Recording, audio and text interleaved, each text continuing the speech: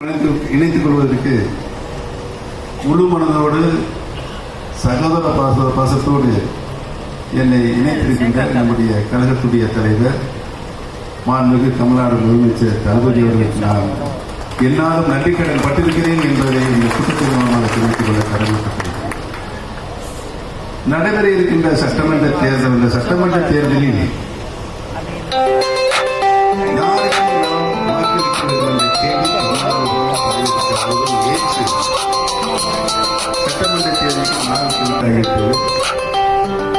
5 ஆண்டு காலம் உழைச்சிருக்காரு.